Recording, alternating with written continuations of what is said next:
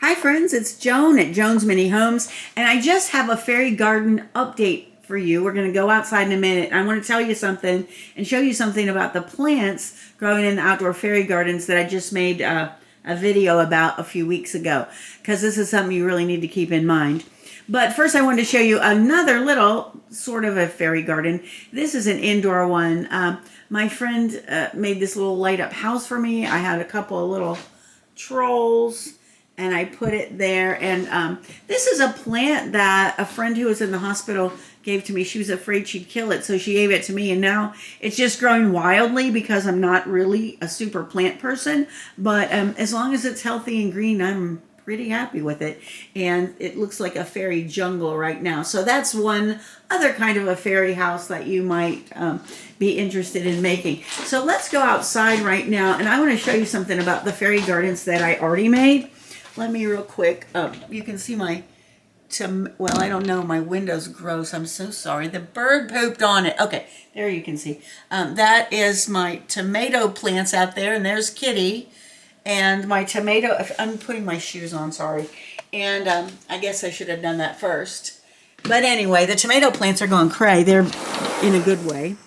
I've got green tomatoes on them, and it is now, I don't know when you're watching this, but it is like just the beginning of July. I've got green tomatoes already. So let's go over to the fairy gardens, and I want to tell you something about the plants here. I had gotten the little Coleus plants. I think I told you they were they were 6 for $9 at Home Depot, or it was Lowe's or Home. It was either Lowe's or Home Depot. I think it was Home Depot. But anyway, this is the shade garden. And the Coleus are doing really well, but they've grown quite a lot, as you'll notice from the first video. Also, we've got more violets growing here, which I love. The clover plants growing there that some people want to look at as weeds, but I think they're beautiful. And there's violets growing in there as well. So slowly, nature is starting to take over in the fairy garden. But one thing, oh yuck, a wasp. One thing I wanted to mention, it was dead. One thing I wanted to mention is that you don't want to put too many plants, and be aware, if you can, about how big they're going to get. I don't know how big these Coleus plants are going to get. And if that's the wrong name, please correct me. I think that's correct. So we'll see. But I think they look pretty cool right now. Let's go over to the other one. Hi, Kitty. There's Kitty. Say hi, Kitty. He's a good boy. Okay, so here's the other one. Now, this is the sunnier garden. And look how big those plants are already. This one's almost as big as the church.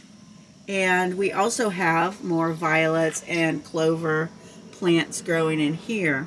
Now, what I think is kind of interesting is the back. Okay, so this is how it looks from... I love it when nature starts taking over and the plants, the natural plants, start growing in there. I just think it looks so cool.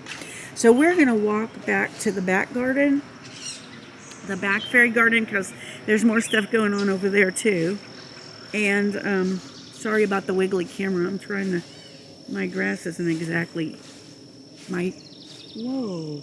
Oh, okay, that was the dog leash crackling on the shed. I thought something was happening. All right, so here we go. So let's see what's happened here. Okay, so in this fairy garden, the tree in the back, and I was kind of worried about that little maple tree. I don't know how well it's going to do. Right now it's doing pretty well, staying watered and growing. I'm kind of surprised. Hopefully it'll continue to do well. I did end up putting a little bit of the fake moss, or not fake moss, bagged moss in there, and for a little more greenery. And the battery packs that are in the bags in the back, I think I showed you.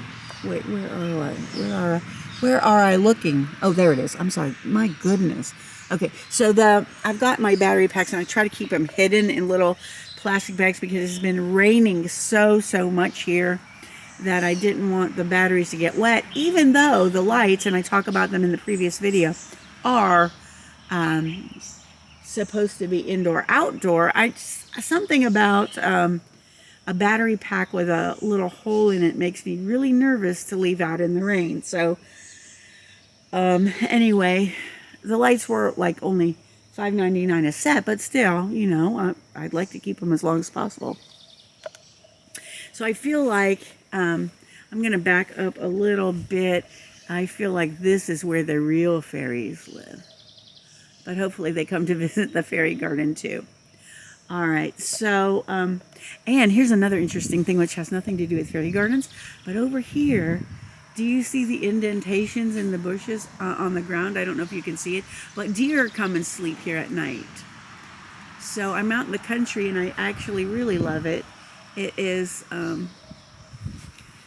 pretty peaceful. My road is pretty busy, but I've got lots of trees and I love that. And the neighbors aren't very, very close. You can see there's one way over there, a couple acres away.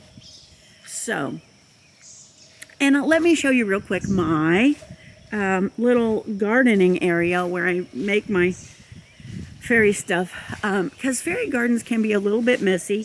So if you have a kind of an outdoor area or a little shed where you can work, that is going to be super helpful too. I turned my shed last year and I called it a she shed, but it's you know, I kind of don't like that name, but anyway, here is, but I am a she and it is my shed, so there you go. So that is, so welcome to my shed, and this is my little potting shed. I love this little shed.